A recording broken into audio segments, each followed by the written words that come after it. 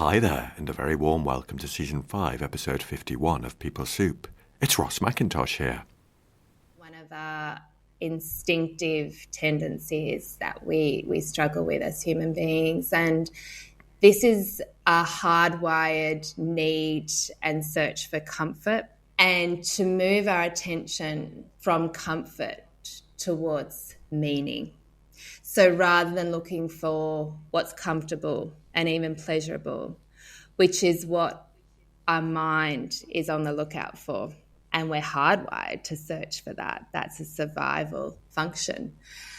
So moving from comfortable and pleasurable to meaningful and making that switch. And that's in terms of where our attention is and also where our behaviour is. And I think that becomes particularly relevant in the workplace when so much of our focus in our work is on outcome. I mean, it's almost inherent in our jobs, isn't it? Peace Supers, it's the second part of my chat with Dr Carrie Hayward. Carrie is a clinical psychologist and also happens to be an adventurer, a creative, an innovator and an author. And in this episode, we dive into Carrie's book collection called Being Human. The collection is beautifully presented into 4 bite-sized books titled The Lost Son, The Flower in the Pocket, The Unwanted Friend, and The Dragonfly in the Haze. And if you're intrigued, listen on, because we start the episode with my review of the books and then chat about Carrie's intention and motivation for the collection. We consider how they could be useful in the work environment, explore the Being Human method, and finish with a beautifully observed takeaway.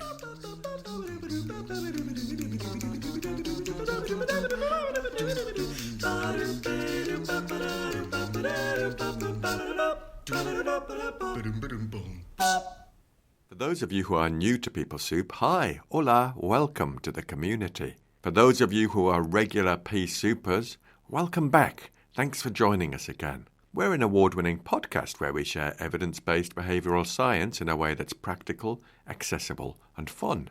Our mission is to unlock workplace potential with expert perspectives from contextual behavioural science. Let's just scoot over to the news desk. Reviews are in for part 1 of my chat with Carrie. On a WhatsApp message, a dedicated Peace Super said, "I've just listened to your first chat with Carrie Hayward. It was such a great episode. I needed to hear Polly Polly and What Are We Here For so much. It made me cry." Well, thanks so much to that Peace Super and to everyone who listened, rated, reviewed and talked about the episode. If you tell a friend about the podcast, they might listen, and that way we can perhaps reach more people with stuff that could be useful. Each review that's read out on the show will receive a couple of our freshly designed bookmarks, dispatched by my dad in the Global Distribution Centre in the Northeast Powerhouse. What more of an incentive do you need? The first bookmarks have landed, so Big G, my dad, is now preparing the next batch. For now, get a brew on and have a listen to part 2 of my chat with Carrie Hayward.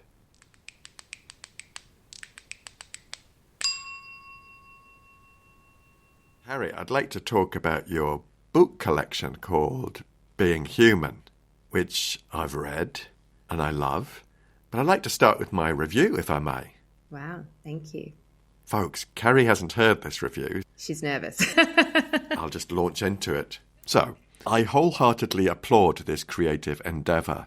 It's a wonderful, accessible and practical introduction to acceptance and commitment therapy, backed by years of research and application. The writing is extraordinary. It's like a gentle walk through another person's life and the challenges they face.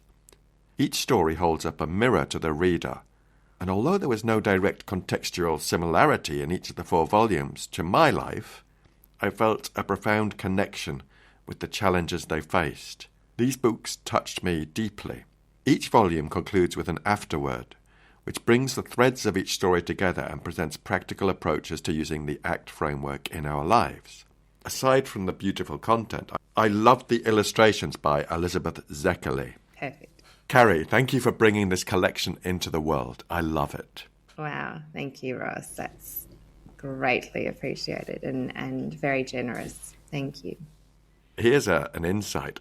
I've read each of them twice. Oh, wow. Wonderful. Because I wanted to I loved it as it was emerging. So I read them in the order, and it came in a beautiful, like a box, beautifully presented. And I started, and I was like, oh, God, this is good. And then I read the next one, and I was like, had a pause, and then a couple of days later I read the next one. And then I started to see how they were all fitting together, and it was like, oh, it just made my heart sing. So I thought, right, I'm going to read them again. Because they're super readable, and they really, really resonated deeply. So thank you. Thank you. I can't express enough how wonderful it is to hear that. And I love hearing that you've read them a few times, because I've realised along the way that I think that's probably, I wouldn't say needed, but certainly allowing for greater benefit. And I saw different facets the second time. So let's start as they say in The Sound of Music, let's start at the very beginning. And why? What was the seed planted here that inspired you to create these books? There were a number of seeds with this one. And maybe it even goes back to, as I said, my confusion that initially came up when I was first introduced to the model. I really wanted to find a way to bring all the concepts together, the teachings together in a very simple way. So initially I actually wrote the books to use with clients. That was the initial intention. And then I thought, wouldn't it be great if I could also reach a general audience? So for people that had no knowledge of ACT, or even not even necessarily someone who was even looking for personal development books. And I think that was motivated by a book that I read in my 20s called Who Moved My Cheese by Spencer Johnson. I thought you'd know that one. Yeah, a very well-known book. And again, I don't even really remember how I came across this book. I think I literally just found it. It was lying in the house. I don't even know how it got into the house. I still lived at home with my parents. And I picked it up and I read it in one sitting. And there was one teaching that has stayed with me ever since. And that was a question that is asked in the book, which is, what would you do if you weren't afraid? And it's stayed with me. And it's the question's an interesting one, because it's obvious in many ways. I think we know intellectually that, we shouldn't not do things primarily because of fear. But it's another to connect to that in the moment. And I think that question's quite powerful to help you connect to that in the moment. I'm digressing.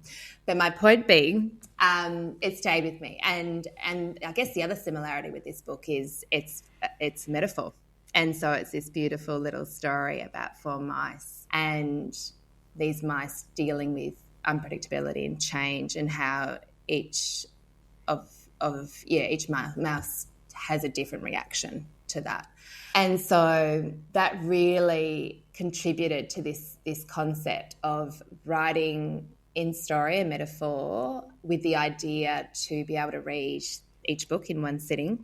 And even if it was just one takeaway that people really connected to and were able to bring it to their lives. I think the idea of also writing story was inspired by Russ Harris's Demons on a Boat metaphor. It's one I often read to clients, or I'll have the client read it, but often I do read it to them in sessions. I invite them to just listen and absorb.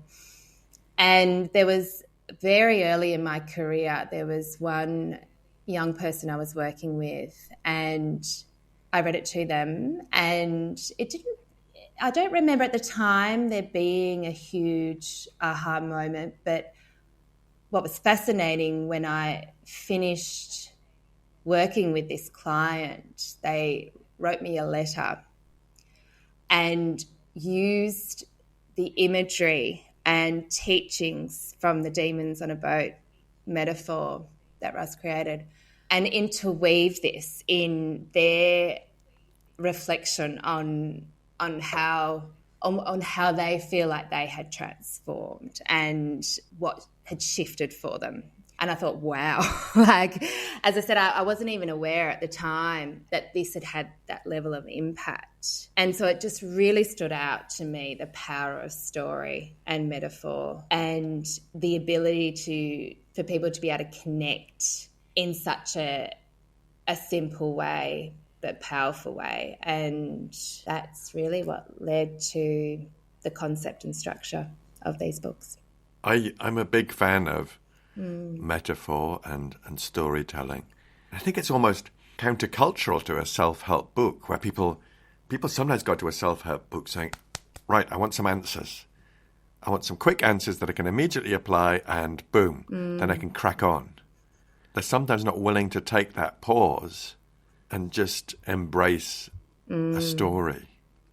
And I think this is what sets yours apart from what we might call a traditional self-help book, that power of the storytelling and the metaphor.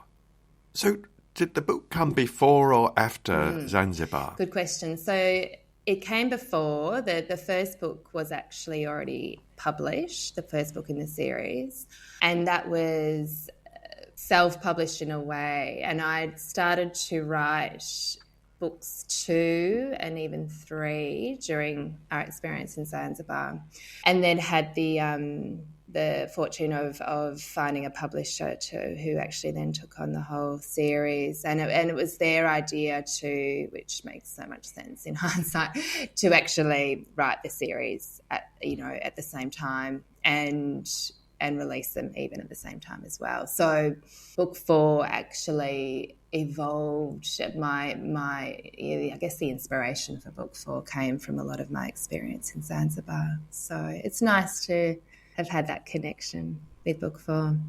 And what was the writing process like for you?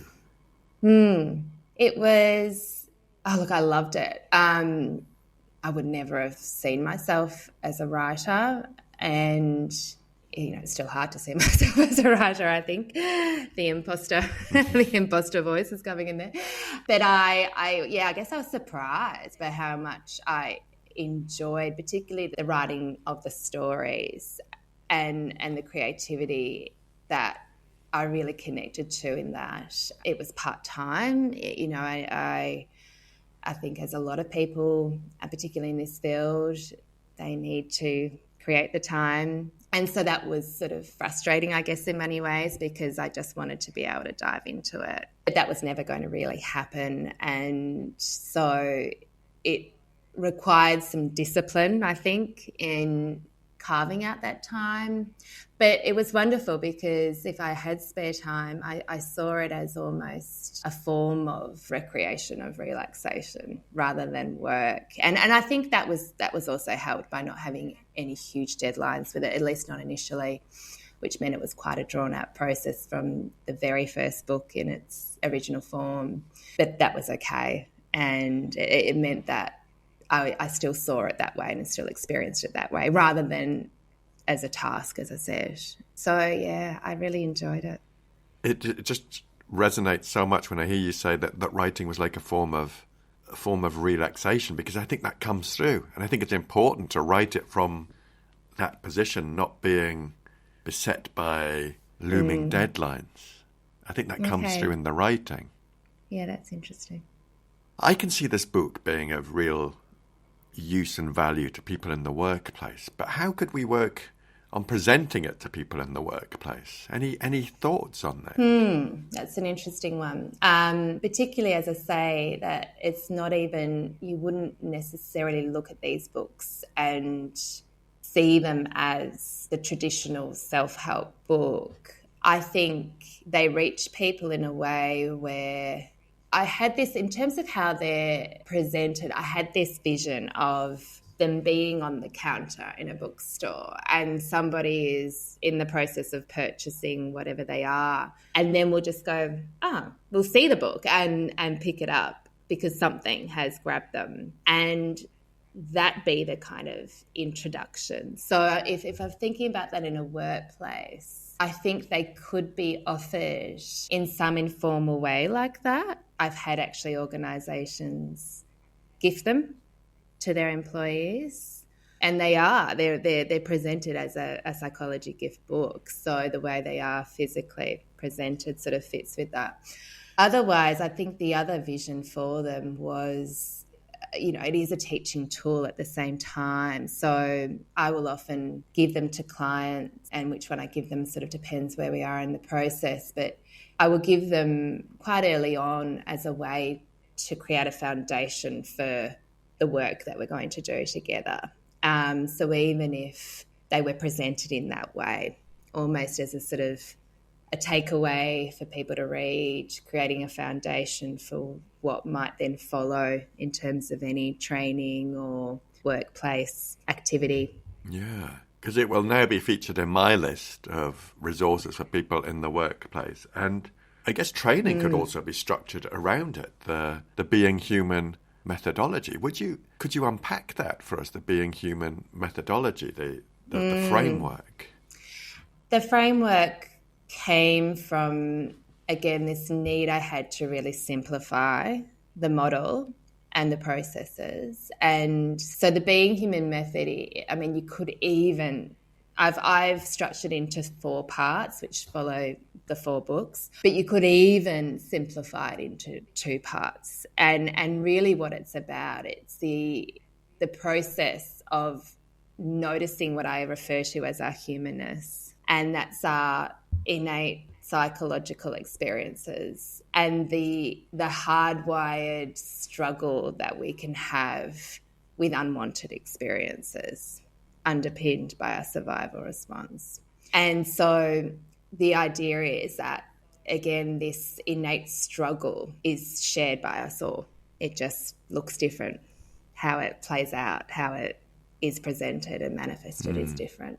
And so the Being Human method, as I said, is the practice of noticing our innate struggle with those unwanted experiences, and to be able to normalise and create that acceptance and compassion for what we are experiencing internally, namely our emotional experience and also our thinking experience. And the practice of noticing that allows us choice to come back to our beingness. And the beingness is really that connection to, in ACT terminology, our values, our core values. In more layman terminology, it's fundamentally the person we want to be and the life we want to live.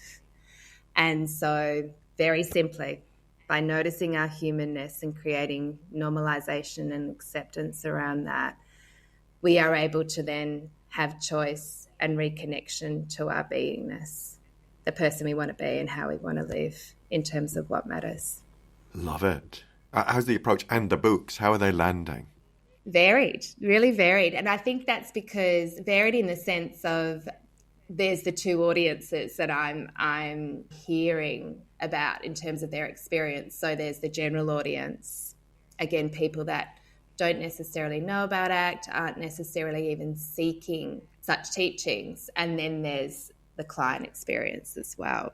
And so I think there is a difference. I think what I'm noticing about the general audience is, look, this probably applies to my clients as well, but the general audience, what I found really interesting is that each person tends to really be drawn to one book in particular.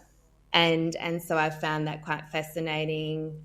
Is that about what they're going through in their life at that time, or possibly even historically, something that stood out for them? And so even though the 4 books interconnect and are sort of the different pieces of the overall Being Human puzzle, it's interesting to hear that certain books stand out for different people. The other thing I'm noticing, as I referred to earlier, is that, and as you commented on, your experience of reading them a few times really gave you new insights each time. So One thing I actually regret not putting in the books is maybe a sort of, I guess, a recommendation or an invitation to read them a few times. And then with clients, I'm finding it's a way, and this is what I'd really hoped for the books, was to just bring these teachings to life and find, as you said, it's not, because it's metaphor, they're not necessarily connecting to the actual content of the character's experience, but certainly the process. And so it's I guess helping them to really consolidate these learnings. And I haven't had this experience yet, but coming back to my own experience with Who Moved My Cheese and the takeaway that just stayed with me and I still implement and use to this day, I'm hoping in time to come, I hear people, I would say that something I've lived by, both well, I think probably mostly professionally for a long time, is the power of small and the power in small. And what I mean by that is something very simple that people are able to connect to and really implement, that can be life-changing in any shape or form. But also the power of small in, if these books help one person, then I would love for them to help many more. Of course I would. But, this is something that I really noticed when we created the Mindful Walk and we were running these walks. Again, it wasn't important for me to have hundreds and hundreds and thousands of people at this event. What was important for me was to have the intimacy and the personalised experience. And I remember saying to my business partner at the time, if it helps one person, then I'll be happy. And I think I've tried to and have really maintained that way of thinking about the books as well. And I have no doubt they will already be helping more than one person. I loved it that you said some people had a favourite, because I think I had two, if that's It's allowed. very much allowed. I loved The Unwanted Friend and I loved the Dragonfly in the Haze. Those two, I loved them all, but those two really were like, oh, good. And I can see myself going back to them. Now, I'm curious about the writing process, just nipping back to that, when you said it was quite a relaxing experience. Were there ever any moments where you thought, oh, can I continue with this? Were there ever that unhelpful stuff that got in the way of it? Not with the writing process. As I said, I think going at my own pace and seeing it as this vehicle for that creativity and doing something that really mattered to me, there was nothing that really got in the way with that. I think the biggest thing that has threatened to get in the way for me is the next step, which is getting the books out there. And it's interesting, I often laugh with people when I tell them about the fact that part of what felt comfortable to me about writing a book was I falsely believed that I could just hide behind the book. Here was a way to be able to share some knowledge and some teachings and what I really cared about in that way, anonymously. And I could hide behind the book. I didn't need to be public. I didn't need to get myself out there, which I find very difficult. And I couldn't have been more wrong in terms of making sure a book is out there and people know about it, then you can't hide behind it. So I think that's been the biggest challenge for me. Yeah. Yeah, you have to go on podcasts and things. Yeah. This I like, Ross, because it's just you and I. And your pea supers, of course, but they're to come. At the moment, it's just you and I. Yeah, exactly. So, Carrie, are there any other projects in the pipeline now? There are actually. Another project that's been at a more snail pace is a little animation I'm creating with Lizzie, the illustrator of the books, and a designer that I'm working with who's dealing with the animation side of things. And the animation is really focused on the nature of thinking, and again, it uses metaphor and really explores how our thoughts grow and become habits and fundamentally what sort of underpins a lot of our habitual thinking, so that, you know, a lot of the negativity bias and self-doubt and fear and a lot of those very typical unhelpful and unwanted thoughts that we can find ourselves struggling with as human beings. So the animations are sort of, again, a bit of a novel way to really explore that. So that will be, I think, within the next 12 months or so. It's a bit of a slower project. And I do have another idea for the next book, but that's very much in its infancy. So we'll see where that goes. Oh, that's exciting. Yeah, we'll get you back on. Talk about your next book, whatever it may be. Wonderful. So, Carrie, is there a brief takeaway for the pea supers that they might find useful in terms of their life and being an adult in the workplace? I would love to share with the pea supers something that I'm talking with people a lot about at the moment. And again, it's something that feels quite simple, but really addresses one of our instinctive tendencies that we struggle with as human beings. And this is a hardwired need and search for comfort, and to move our attention from comfort towards meaning. So rather than looking for what's comfortable and even pleasurable, which is what our mind is on the lookout for, and we're hardwired to search for that. That's a survival function. So moving from comfortable and pleasurable to meaningful and making that switch. And that's in terms of where our attention is and also where our behaviour is. And I think that becomes particularly relevant in the workplace when so much of our focus in our work is on outcome. I mean, it's almost inherent in our jobs, isn't it? That if I think about the work as a psychologist, it's people come to see us with an outcome in mind, and we see our role as helping them to get that outcome. Am I doing my job properly if I'm not getting that outcome? And I think that applies to pretty much every job. You know, I will hear that when I talk to people about this struggle we have with being outcome focused as human beings. A very typical reaction to that will be, yeah, but it's my job to achieve that, to get to that, to accomplish that. And so it's really difficult because there's this inherent assumption that we can control those outcomes and that it's an expectation to control those outcomes. And that's in terms of what we achieve in our jobs, but also other people as well.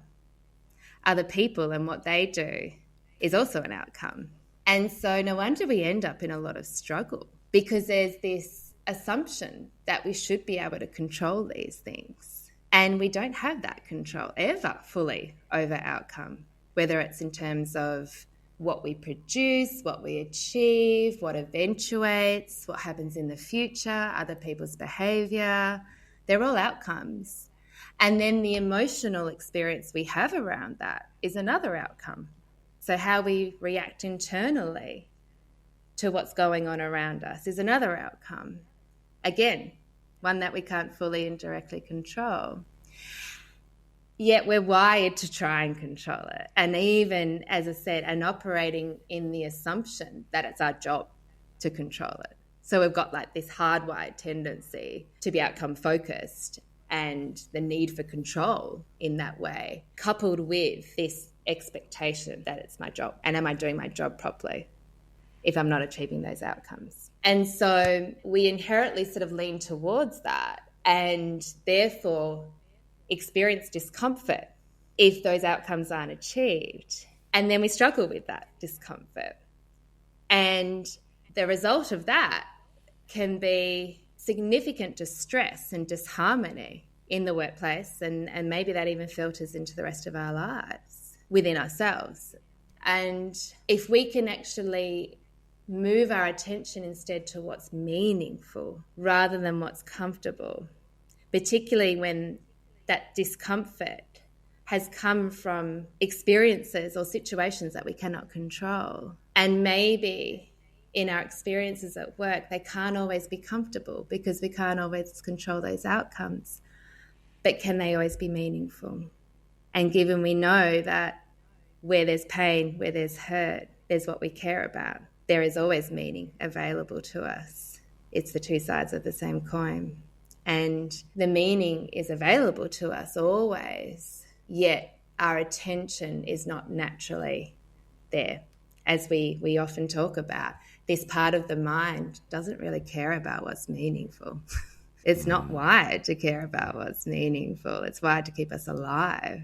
The mind, comfort is an indication that we're safe. There's a better chance of survival if we're safe. So that's where the mind naturally leans towards, we need this comfort. Therefore, I need to be out of control to ensure comfort.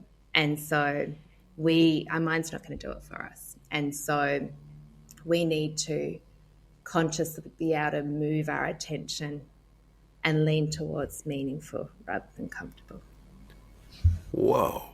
I love the way you present that to us. That's really powerful, Carrie. Thank you. The mind's not going to do it for us. How right that is. And if we can just notice the meaning. Wow. Carrie, thank you for that takeaway. It just really, really resonates. And particularly for the workplace, thinking about we can be so focused on other things and imagine we can control other things. Beautiful. Carrie, thank you so much for joining me on People Soup. It's been an absolute joy to hear you speak about your projects and your books. And thank you for being such a role model for us all as well. It's really great to chat to you. Oh, that's lovely, Ross. It's been incredibly enjoyable. And as many people have said that have come before me, your aura that is so comforting and peaceful. And as I said, I've been able to just delude myself that it's just you and I having a conversation here, which has been much more comfortable for me. It's been a real pleasure, and I feel like I could chat with you for hours. So thank you so much for having me, Ross. Oh, Carrie, thank you. That's it, Pea Supers, part 2 of my chat with Carrie in the bag. I'd like to thank Carrie for her openness and thoughtfulness in developing the Being Human collection. Please do check it out.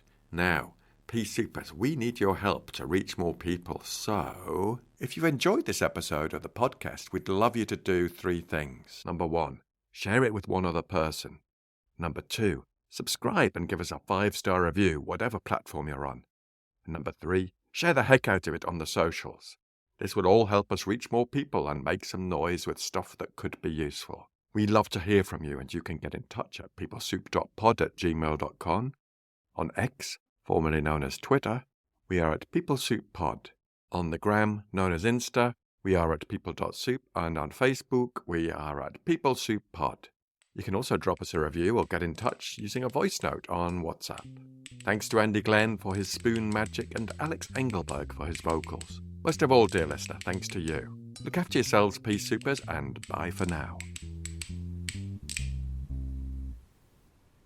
I've come across your name a lot, and so it was a pleasure in itself just to be able to meet you, put a face to the name, and you're doing wonders with your podcast, so congratulations. Oh, thank you. That means a lot.